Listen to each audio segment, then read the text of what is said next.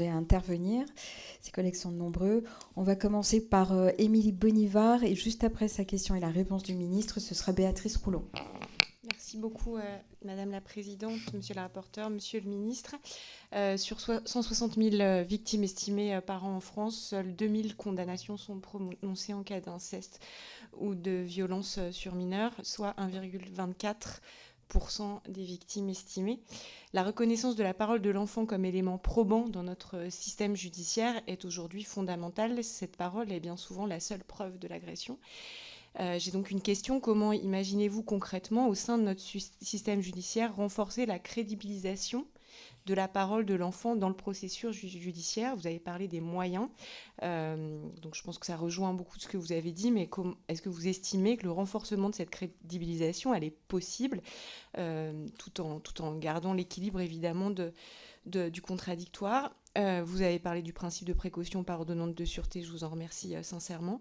Par ailleurs, j'ai une question qui est un petit peu décalée par rapport à votre ministère, mais comme vous connaissez parfaitement le sujet, je voudrais avoir votre avis. Que pensez-vous des campagnes de communication publique de prévention de l'inceste et des viols sur mineurs?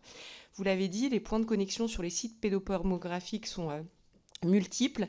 Une campagne de communication permettra à la fois de favoriser la prise de parole des enfants, de prévenir les passages à l'acte en orientant les auteurs potentiels vers numéro vert, et de leur dire le durcissement et le renforcement de l'efficacité de notre justice à identifier, poursuivre et condamner les auteurs. On a des campagnes sur la prévention routière, sur un fléau aussi massif. Est-ce que vous imaginez que des campagnes publiques gouvernementales seraient possibles? Enfin, je veux vous remercier très sincèrement, Monsieur le Ministre, pour votre mobilisation sincère, concrète, pour avancer très vite sur ce sujet, souvent contre l'ordre judiciaire établi, notamment pour l'imprescriptibilité. Un très grand merci à vous. On s'en souviendra, je crois. Nous avons de la chance de vous avoir, et le temps perdu que nous constatons tous et qui nous fait honte à tous peut se rattraper grâce à vous et grâce à nous les prochains mois pour accélérer considérablement sur ce sujet avant les prochaines élections présidentielles.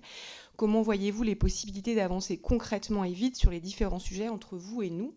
Pourrez-nous vous donner la liste de tous les projets que vous avez dans lesquels la protection de l'enfant, l'inceste, et qu'est-ce que vous préconisez sur ce qui peut être à notre initiative pour avancer et compléter votre travail?